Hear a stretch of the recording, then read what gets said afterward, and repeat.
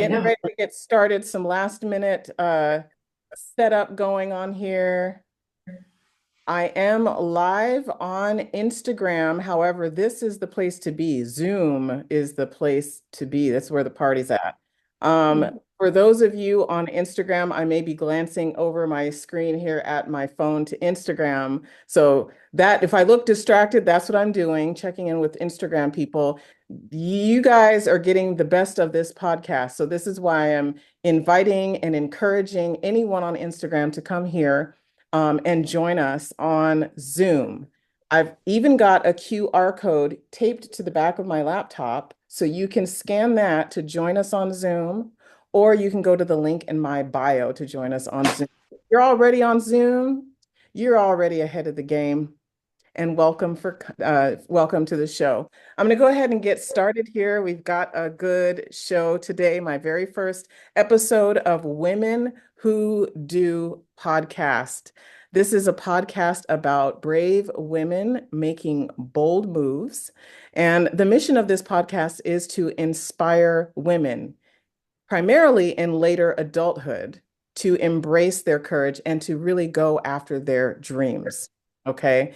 I also have conversations with women who have empowering stories of tenacity, resilience, and reinvention that remind us that it is never too late to chase what we love. So thank you so much for being here. I want to say welcome to you on Zoom. I want to say welcome to people who are joining on Instagram Live. Again, the QR code to join us on Zoom is here on the back of my laptop. Scan that or go ahead and click the link in my bio to join us.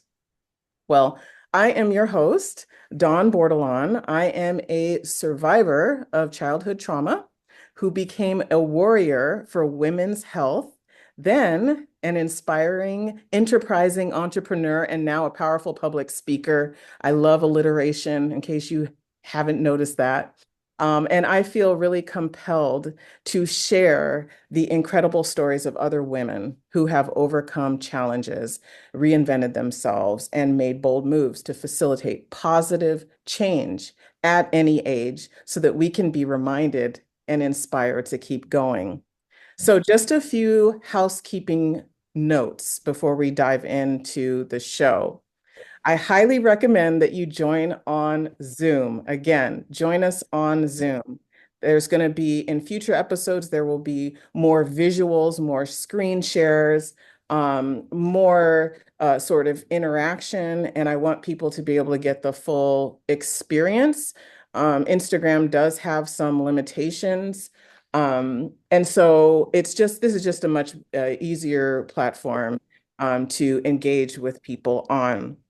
Secondly, this podcast is every Thursday at 6 p.m., with the exception of 1 week in December, okay? And then we'll just pick up the following week. I will give you notice warning before that, but otherwise it will be every Thursday at 6 p.m. Also, if you know someone who is making big moves, doing interesting things, have really cool projects coming up, let me know. Have them email me at getstrong.withdawn@gmail.com. Okay, have them reach out, or you can reach out to me. And also, I invite you to reach out to me. Write me. Tell me about a bold move that you made. Okay, I'll tell you about a bold move I made today. I captured and released a spider. That was that was a bold move. Okay, I've never once done that in my life. But so I did. So I'm elevating. I'm growing. But yes, tell me about a bold move you've made. Doesn't matter how small. Share that with me. Tell me maybe someone else's story that has inspired you to do something that you thought you'd never do. So send me an email at getstrong.withdawn@gmail.com. And possibly I may share your letter in future episodes. Wouldn't that be cool? All right. So I am very excited. Today, I'm excited to introduce a truly inspiring guest. Her name is Amber Barthel, and she is here sharing the screen with me right now. She's making brave moves in midlife as a military spouse of over 20 years. She and her husband, Josh, are currently living in Germany. They were high school sweethearts. They, We weren't. they've been knowing each other for a long time, and now they have raised a son. All right. A nice, long life together. And their son, Austin, who is in his senior year at UT Austin, Austin is going to Austin, completing his degree in geosystems engineering and hydrology. And they are empty nesters now. Now, Amber is combining her extensive background in physical therapy, adaptive sports, holistic health, and massage with her passion for yoga and life coaching. Her journey is a testament to the strength that we all can embrace new paths at any age of life. And she's making a big sacrifice of sleep to be with us tonight. What time is it right now, Amber? Oh, it is 3 o'clock in the morning. 3 o'clock in the morning. She's on Berlin, Germany time. So thank you so much. Yes. Really appreciate you being here. I can't wait for you guys to hear her insights and her story. So welcome, Amber. Thank you. Thank you for having me. Yes, thank you. I'm super excited to be here too. So, Awesome. So let's just dive right in here because we got a lot to cover here. okay. First of all, let me know what it was like. Tell us what it was like being a military spouse. Um, it's challenging. You're forced to become independent. You'll go through phases where you just can't find people that are your friends or your people. You'll go through loneliness when your spouse goes away on training or a rotation or a deployment, and it can be very hard. And but at the same time, it can be extremely rewarding where the friends you make, those become your family. You get opportunities to go to different places and see what other, this time countries we've gone to, actually quite a few countries since we've been over here the second time. So that's actually been a very a blessing in disguise. So How many I, places have you moved? oh, probably about 10, a few times to, back and forth to San Diego, but about 10. So That is yes. so much more than many of us have done. So where are some of the places that you lived? So I've lived in Korea, which I really like that country. Oh, I love that country. We were there about a year and a half, and I think I was starting to hear the language where if I think we stayed longer, I probably would have been able to speak Korean. I've been to Germany a couple, this is my second time in Germany, Fort Knox a couple of times in Kentucky, and Colorado Springs, which I did not appreciate when I first got there because that was my very first move, and anything from San Diego was a step down. Oh my So, goodness. Yes, I remember when you lived in Korea. Let me just really quickly, I see somebody popped in on Instagram. Let me let you guys know. I'll be right back. The yeah.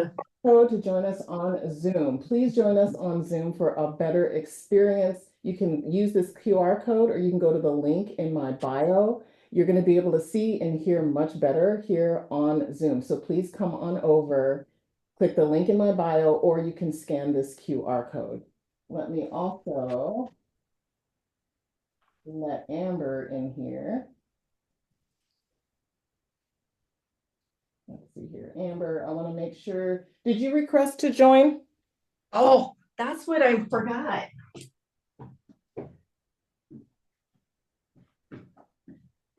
Oh, send request. Yeah. Okay, now I did. My bad.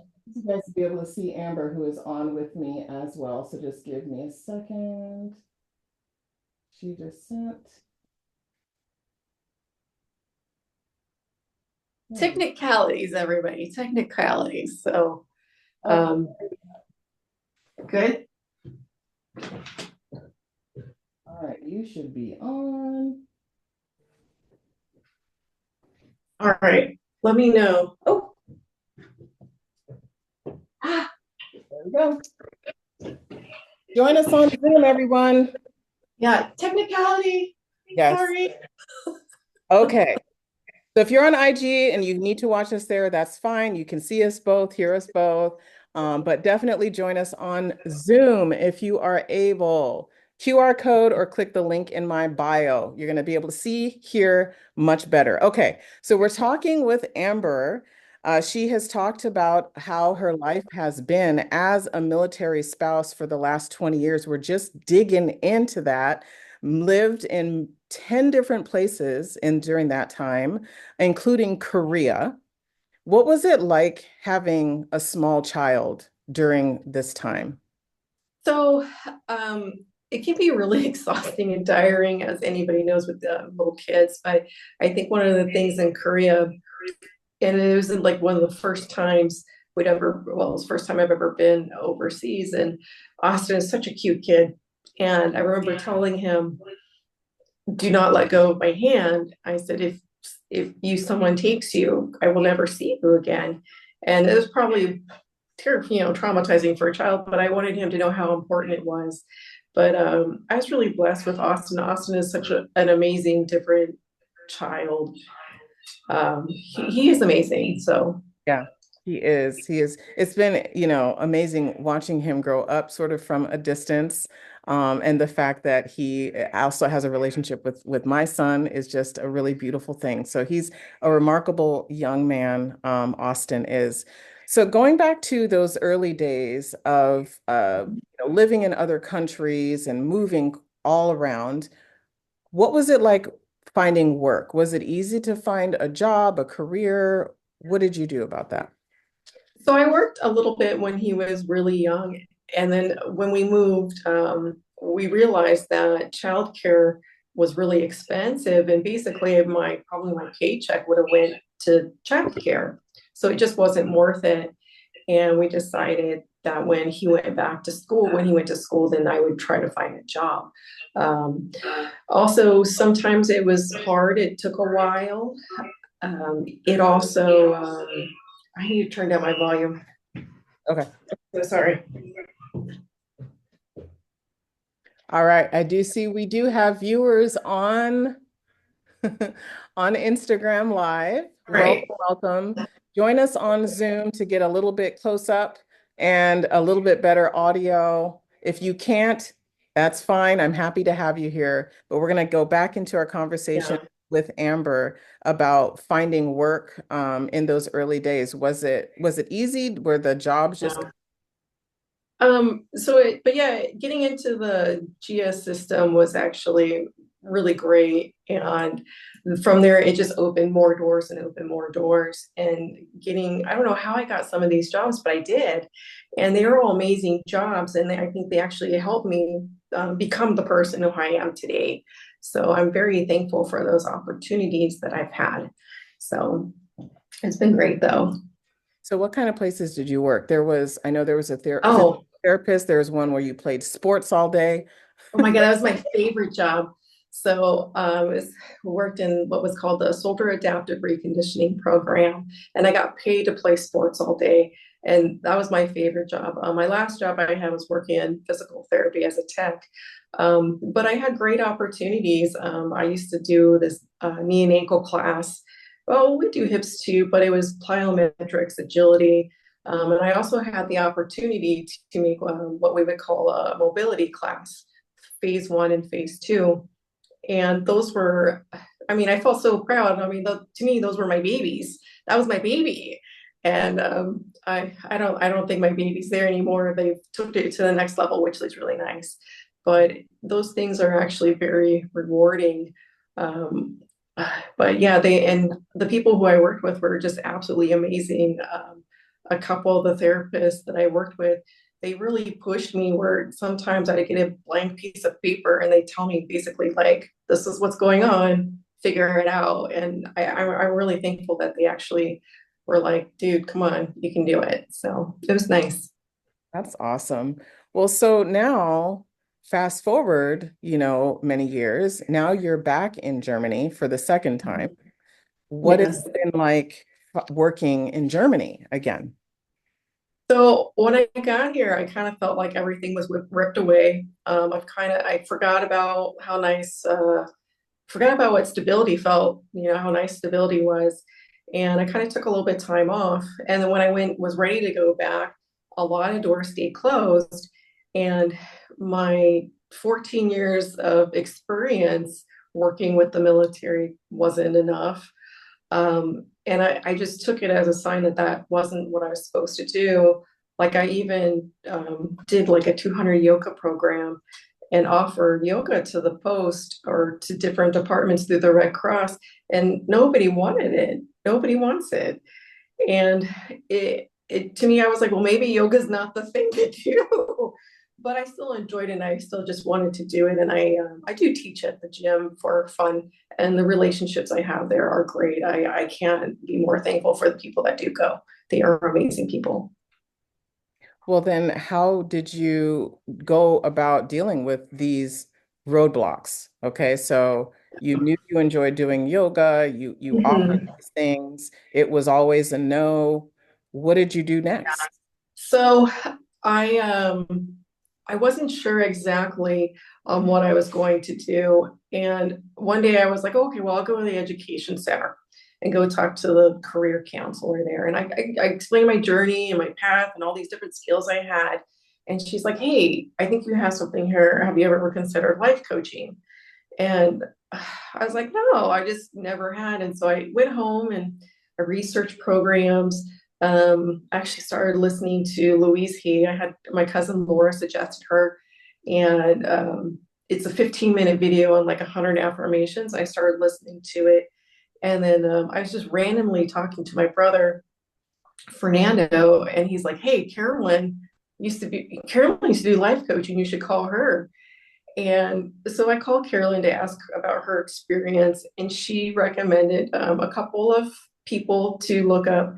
And one of them was Shakiti Gawain, and she has a book called Creative Visualization. Now, I finished that book in probably about a couple of weeks, but when I did the first half of the book, I sped through because it was so inspiring, but I stopped because wanted to go back and write things down.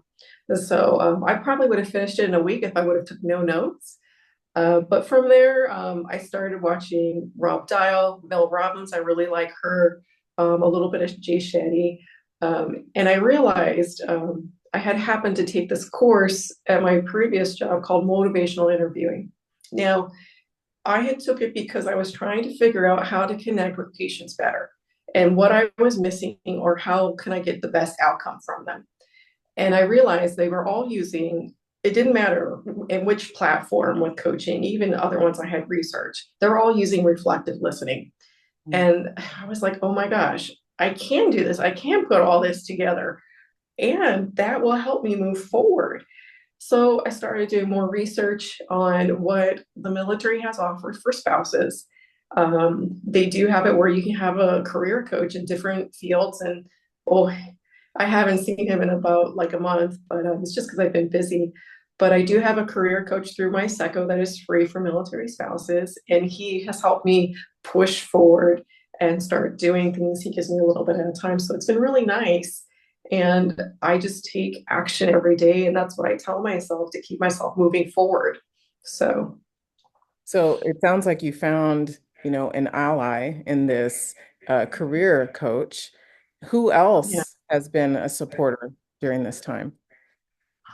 So I don't think I'd be here, or of course, I wouldn't be here if Josh didn't get moved to Germany. But it's like it needed to happen for everything to be ripped away and have the opportunity to just reset and try to reapproach everything. And it's been really nice having my spouse, Josh, be supportive of my choice and being like, yes, or being like, well, are you sure about that? But it's on the different things, but it's been really nice. And he even offered on something. He's like, hey, I saw this program. Do you want to do this? And I was like, not yet, because I was trying to finish something else. But that's been really nice. And so has my cousin Laura. We have a lot of conversations together. And it's been really nice to talk through her with her also. So, but yeah, I wouldn't have had this opportunity without Josh. So, All right. Well, why don't you tell me a little bit about your coaching practice? What does it involve? What does it include? Where do you see it going? Yeah. So for me, what I envision is that we work together and we create a program. It could be yoga. It doesn't have to be. We can think about other things that you need to work on, mindset, but and breathing. I think breathing there's value, but taking in consideration your physical, emotional, mental, or your spiritual beliefs, or any, and basically anything you like guidance on. I draw from my experience in massage, physical therapy, yoga, adaptive sports. I love Pilates too, and and yoga. Oh, I did say yoga already, but we create a personalized program, and it's about 10 to 20 minutes, maybe a day, but it's tailored to fit your busy schedule and make it accomplishable and increasing your self confidence. And anything in your program can be modified to your needs, and you're in control of your program because I want you to be happy with your program. And it takes a lot to be vulnerable and open up to someone, but it is about you, it's not about me. Well, it really sounds like you really take a real holistic approach to help Yes. people. And because you have such a broad, a varied background, I can really see how it all really fits together though. You know, you've got your physical therapy, mobility, adaptive sports, meaning that you're able to help people with limitations or injuries, helping them to be safe in their movement, but also taking into account their human development, Yeah. helping them to become more whole within themselves and physically as well as emotionally. So I think Mm. that's really, really beautiful. I can see a lot of value in what you're doing. Now, you came up with a really rad acronym for military spouses. See what I did? So, You see what I did yes, it is there? perfect. To help them So, rise above challenges that they may be facing. Tell us about this RAD acronym that you came up with. so I picked up a military spouse magazine because I needed to look up content, and I saw an article, and it was about how this girl was said like resilient. I've been told to be resilient, and basically she doesn't like it. Which I was like, all right, well maybe yeah, and it's true. They shove the word down your mouth, unfortunately, but it's for a good reason, and people just get tired of it. So it's like 3 o'clock in the morning, and I'm like laying in bed, and of course Josh is sleeping, and I got like the covers up, and I'm like on my phone, and and so I'm like, okay, what can I think of? And so I just started looking at different words, and I'm like, oh, remarkable. I'm like, oh, this is good. Like, yes, you're remarkable. And I was like, and then I was like, with the special talents and gifts you possess, and what you have to offer is valuable. And then I keep going, and I'm like, oh, adaptable. Yes, because we have to adapt all the time. And we are remarkable. And I said, we're more adaptable to the challenges you face every day. There isn't anything that has been brought to you that you can't accomplish. I'm like, oh, that's perfect, because we have to move all the time. And then I don't know. And then I was like, oh my gosh, I can make rad out of this. And then my last one was dedication. It says you're dedicated to your loving self. The dedication you give to yourself amplifies in the relationships you create. And dedicating to yourself, I feel like a lot of spouses don't realize, well, there's a lot of time of emptiness and privacy without your spouse. That is the time to dedicate to yourself. And oh my gosh, it went through me. And if anybody knows, Rad is actually a movie made in 1986, and it is a BMX movie, right? And my husband loves this movie. And he would tell me he would watch it before he went out and rode his bicycle. And it is cheesy, but I could see why he likes it. But it did make me think of the movie Rad. But I do, and I think it's awesome. So you are rad. You are remarkable with the special gifts, talents, and gifts you possess. What you have to offer is valuable. You are adaptable to the challenges you face every day. There isn't anything that has been brought to you that you can't accomplish. Your dedication or your dedication, you're dedicated to loving yourself. The dedication you give to yourself amplifies in your relationships you create. You are rad. So I really wish somebody would have took the time for me when I was younger to be like, hey, I know you're really sad about your spouse leaving, but this is the opportunity to work on yourself. And I really think that's applicable to a lot of different people um, in that message. But yes, it is my new saying now is rad. Love So it. I love it. Remarkable, adaptable, and dedication to yourself. I think that is yeah, a dedication or dedicated, whatever one you want it. Yeah, either one. context. Yeah, yeah. So the overall the message of it is just I think very healing. I think you've really got a lot to offer in terms of coaching people, and I really look forward to seeing what you do and how you grow this practice. You know that you're just starting. So tell me, if somebody wants to work with you, how can they connect? DM me on Instagram. It's underscore Amber underscore Barthel. There's nothing catchy or anything, just my name. I think I rather just say my name. I don't need to be catchy. I already have rad now. So, You're rad enough. so You're rad enough. yeah. And my last name is Barthel. So, but yeah, you can message me there. So, and yeah, just shoot me a message. We can message, work with whatever you got. So All right. I'm happy to help you. Underscore Amber underscore Barthel. Yeah, I'm pretty sure it's underscore. Yes. Well, she's also following me, and you can also click um on her link in my stories too. Already mentioned her in my stories if you want to get a hold of her. All right. Well, thank you so much, Amber. It was I'm awesome. so grateful for you having me here. Thank you for the opportunity, Yes, Dawn. yes, and I look forward to having you back again. This was a wonderful conversation. I think so many, I would love more of military spouses to hear your story and to connect with you. So, all right. Okay, let's go ahead and move forward with our next part of our program. Okay, so let's see. We've talked about with Amber about developing this practice based on her accumulation of her experiences throughout her travels as a military spouse. And we've seen where all of those things added up and was able to create a potential career direction for her.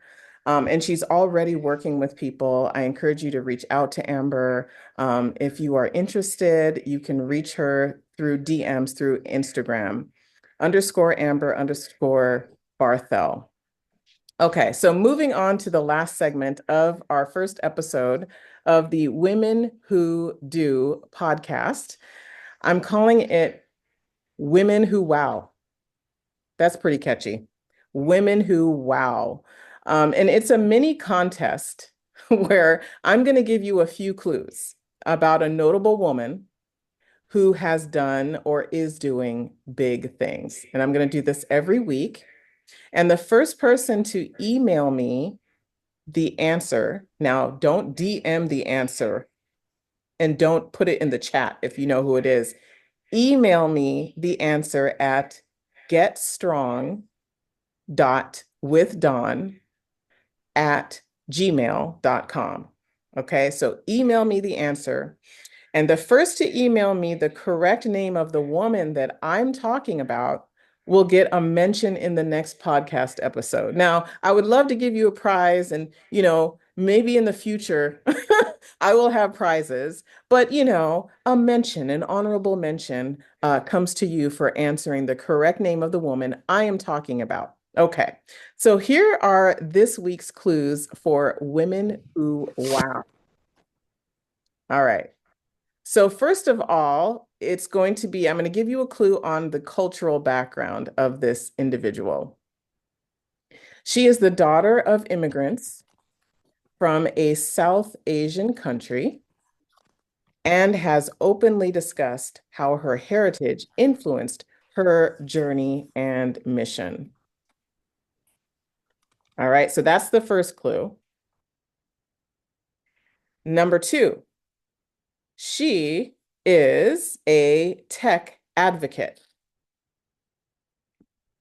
All right, I'm closing something out on my screen. Okay. She is a tech advocate. She is the founder of an organization that aims to close the gender gap in technology and encourage young girls to pursue careers in computer science. Okay.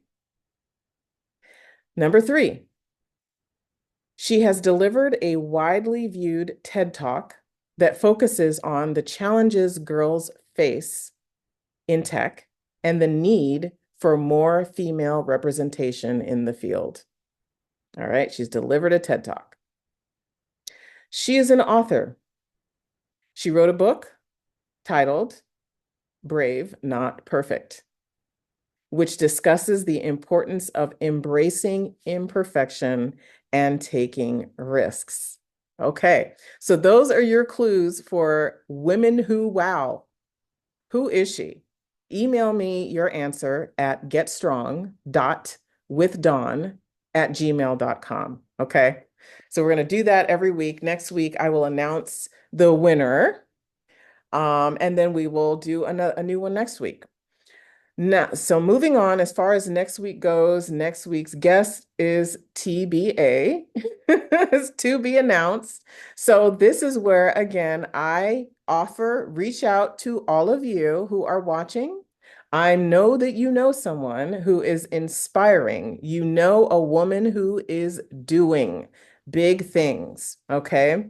If you know of someone, or maybe this person is yourself, I do have a few people who are, that I have in mind to talk to about your inspiring journey. Reach out, email me at getstrong.withdawn@gmail.com. Now it's time for my shameless plug.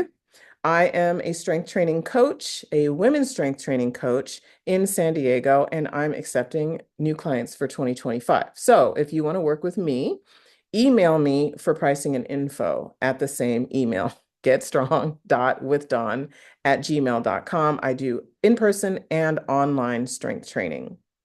Also, I have a free community called Your Daily Motivation, and this is on an app called the School app, spelled SKOOL, Your Daily Motivation. On there, I have 2-minute motivation talks and other uplifting content. All right. So please find me on Your Daily Motivation. If you are interested in that, I can send you the link, make mention in the chat that you would like the link to that, and I will put that in. Thank you all for joining me on Women Who Do podcast, my very first episode. I plan to keep ramping this up and getting better and better and having interesting people, interesting conversations, good vibes on each and every episode. I will see you next week, Thursday at 6 p.m. Pacific time. And until then, find what moves you and don't stop there. Bye.